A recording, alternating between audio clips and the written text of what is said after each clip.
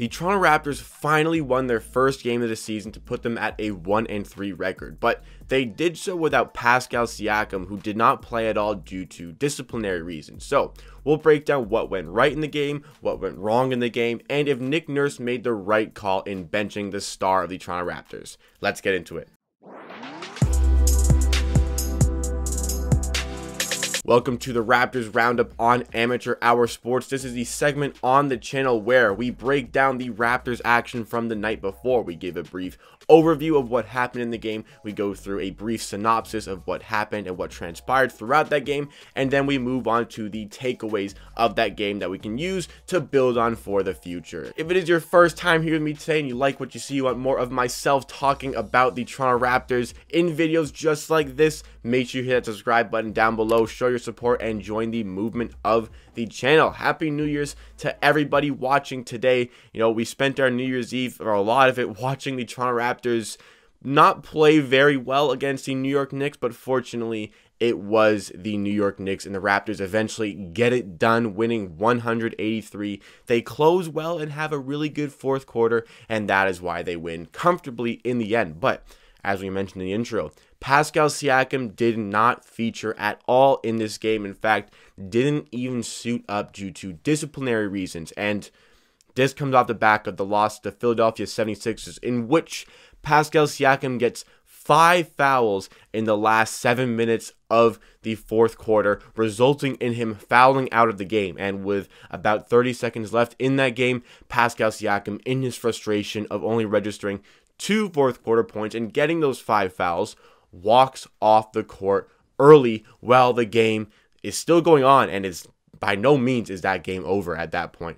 Pascal Siakam walks off on his teammates, and Nick Nurse, clearly livid. I mean, I was livid. You can go back to the last Raptors Roundup where I talked about that Philly game, and I was very unhappy with what Pascal Siakam did. This is one of the leaders on the team. This is one of the guys that other players may look up to. You don't walk out on your guys. And Nick Nurse, who knows that this team is built off of, being a tight-knit unit, having that chemistry, you can't have your leaders showing like that, especially when you start 0-3. You need to have this togetherness to break out of that slump. And Nick Nurse was showing that he's not messing around. And I really love this decision from Nick Nurse, because he's showing guys that it isn't about the individual. And Pascal Siakam, as bad as his struggles have been, it isn't about him. It's about the Toronto Raptors team as a whole. And Pascal Siakam really needed that ego check, and I think he certainly got it last night. I think that will light a fire under Pascal Siakam, and I applaud Nick Nurse for making that gutty decision in a game that basically must win against the New York Knicks. Taking out your most talented player in a game that pretty much must win for the Raptors. Gutty call, but I think the right call in the end. Even if they had lost, it's not just because they still won. Even if they had lost, I applaud that call from Nick Nurse to make that decision, to show guys he isn't messing around, and this team is going to get out of this mess together. Now, let's get into the synopsis of the game. We start with the first quarter. Like, basically first play of the game, Aaron Baines hits a huge 3 to get us going. Really lighten the mood, get us going. All the talk before the game was about Siakam. Right away, Baines hits a 3 to start us off. Funnily enough, Baines had no more points throughout the rest of the game. So that was it for Baines, but good on Baines for starting us off like that. First thing I noticed is that Norman Powell is being aggressive. Norman Powell, who slid into the starting lineup to replace the power forward Pascal Siakam, which means we played very small throughout the game. But Norman Powell, what he wasn't doing against Philly or other teams, was getting aggressive into the paint and finishing at the rim, which he hasn't been doing throughout this season. I mentioned in the last video, last season, Norman Powell, among guards, had the second best 2-point field goal percentage, only behind Ben Simmons, and we have not been seeing that until the Knicks game, because getting to the rim, hitting shots, Norman Powell had a very nice game. I was very pleased to see Norman Powell bust out of that slump and be involved on offense. And then I noticed that this Knicks team is really bad. That was a really bad Knicks team that we saw. But then the Knicks were hanging around, and I realized, okay, maybe this Raptors team kind of bad too, because they were really struggling in the first half. The Raptors had their struggles, and the Knicks were keeping up with them throughout the game. It was really ugly basketball from both teams, and I'm just thankful that it was the New York Knicks that we were playing. Now, let's move on to the second quarter, where the offense was pretty slow and we were not using height. We definitely lost some height taking Pascal Siakam out of the team, yet we still weren't playing Chris Boucher at the power forward position.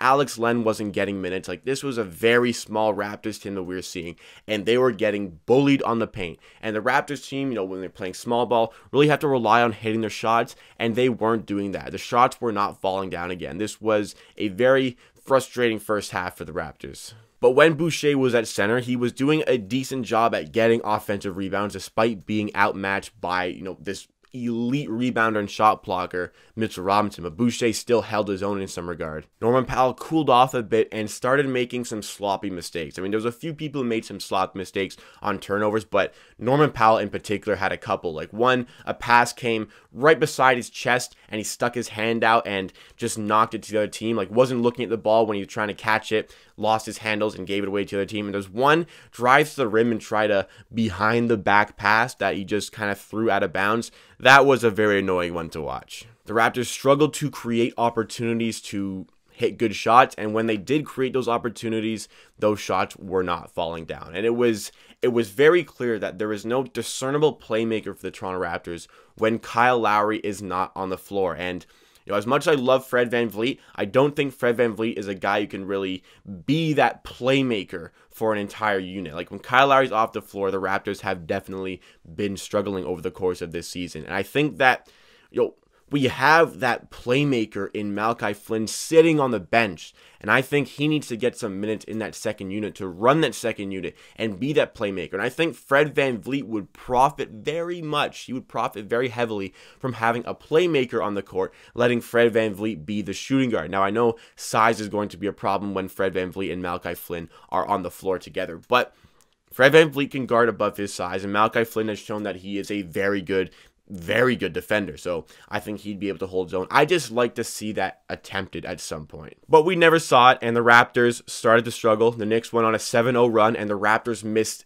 8 shots in a row nearing the end of the first half. We went 3.5 minutes without a bucket to end off the first half, and also we only had 8 points in the last basically 9 minutes of that second quarter. Oh my God, the Raptors were struggling here. Good news is we only allowed 42 points to the Knicks, but the bad news is we only scored 42 points against the Knicks in an entire half of basketball. That was ugly. That reminded me of some mid-2000s or like the 2011 Toronto Raptors. Just ugly basketball. So let's move on to the third quarter, where I'm thinking, here we go again. The Raptors have been horrible in the third quarter. There's no way of being nice about it. They have been dreadful in all 3 third quarters throughout the season. So I'm thinking, okay, here we go again with the third quarter. Can we fix up, and can we just overturn these third quarter deficits? Can we be the team that pushes on in the third quarter? And to start off the third quarter, the answer was no. We could not be that team who takes over in the third quarter. At this point in the game, early on in the third quarter, the Knicks were 2 for 24 from three-point land, and yet still we're in a game with the Toronto Raptors. How can you shoot that bad but still be in the game against the Toronto Raptors? That was really annoying to see. And the Raptors, I mean, could they make it more obvious that they were lacking in size? Because Julius Randle was getting whatever he wanted, and the Knicks as a whole, to be honest, were getting everything they wanted in the paint. There were some missed rotations, leaving guys wide open on the backdoor cuts, and the Knicks were just getting what they wanted on the interior. And it was, it was hard to watch the Raptors not be able to play that defense because they were affording the Knicks those 3-point shots. And we're lucky that those shots were not falling down, because even if they bump up that percentage to, let's say, 5 for 24 at that point, the Knicks all of a sudden have a commanding imposition on the game. If the Raptors were playing a better team in this game, they would have been in trouble, because they, I think, would have been getting blown out at that point, because the Knicks, all they needed to do was hit a serviceable percentage of those 3-pointers, and they would have a firm grip of proceedings. I thought that, again, this game needed Malachi Flynn to be that playmaker for the second unit, but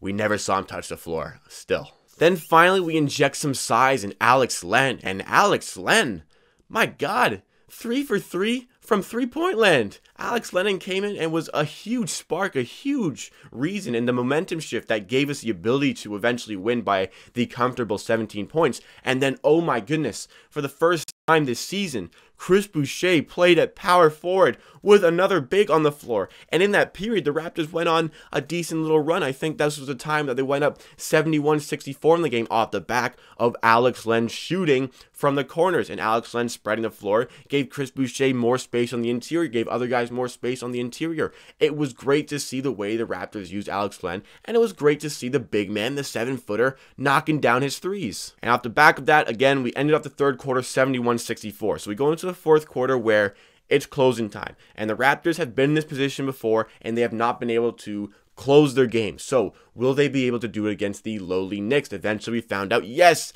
they were able to do that. The Knicks started the quarter, they were living on the inside, and the Raptors really had no answer for that. And the Knicks slowly pulled their way back in the game, but eventually the Raptors settled in. This is the part where, I'm thinking the Raptors always tend to just take over games against lesser teams. At some point they go, okay, no more of that. We're the better team. They take over. And eventually it did happen in this fourth quarter. There was a couple of big shots by Fred VanVleet, and all of a sudden we're up 82-73. And the guys just keep going. Chris Boucher gets this filthy and one, and the whole team is amped up. And at this point I'm thinking, the Raptors are winning this game. They've got all the momentum. They've got, the guys are smiling. They're happy. They're playing basketball that they love to play. This team is going to cruise for this win now. They were using a zone, letting the Knicks shoot, and the Knicks were not hitting their shots. So the Raptors were like, all right, if you ain't going to hit him, keep trying. The Knicks did not have a single field goal for the last 8 minutes of the game, and we close out. We played a lot of different guys in this game. Yuta Watanabe got some minutes. Stanley Johnson got minutes again. Terrence Davis got serviceable minutes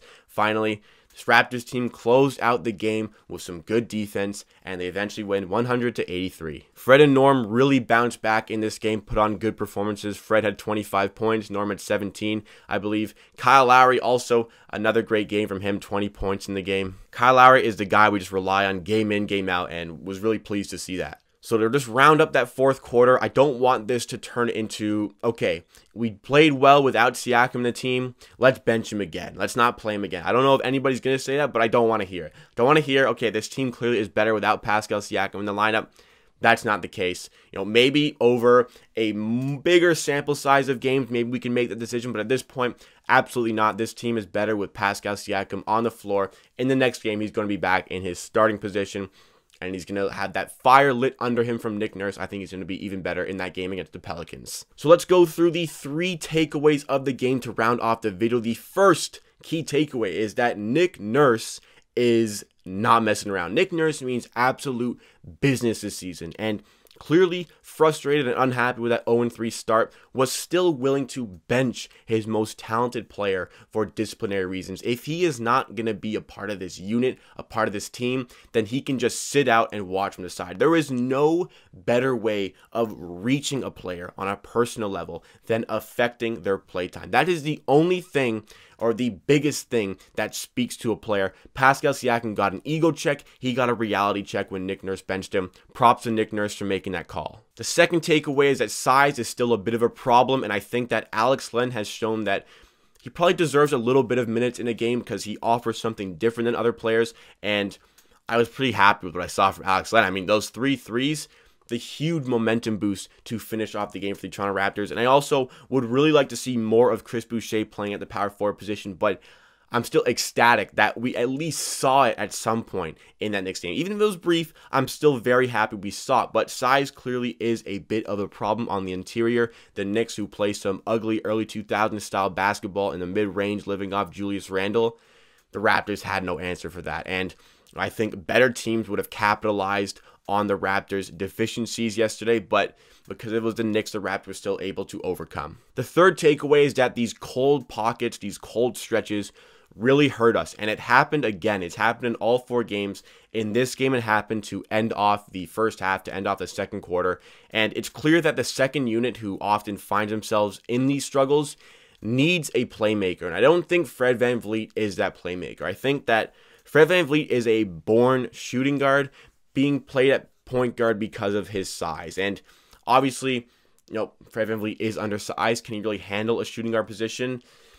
That's a question that you'd have to ask, but Fred VanVleet typically on defense can handle defending and guarding players above his size. He can guard bigger than himself. So I think that moving Fred VanVleet to a shooting guard position sometimes and letting Malachi Flynn run a second unit, or even playing Malachi Flynn with Kyle Lowry or Norman Powell in a second unit, I think that, in those cold pockets, Malachi Flynn's playmaking and ability to cause turnovers and force the ball in transition for the Raptors to play some full court offense, I think that would be a very refreshing addition to this rotation for the Raptors. I think that they need to look at Malachi Flynn like a guy who can contribute, because we saw a lot of great things from him in preseason. Now, that only is preseason, but we saw some great signs, and I want to see him get some NBA minutes. Maybe they're just kind of prepping him for it, but we really haven't seen any of him in the 4 games. I want that to change. So that is all I have to say about the Toronto Raptors game against the New York Knicks. Let me know all of your thoughts and opinions on the game in the comments down below. Did you like what you saw from the guys on the floor? Do you think Nick Nurse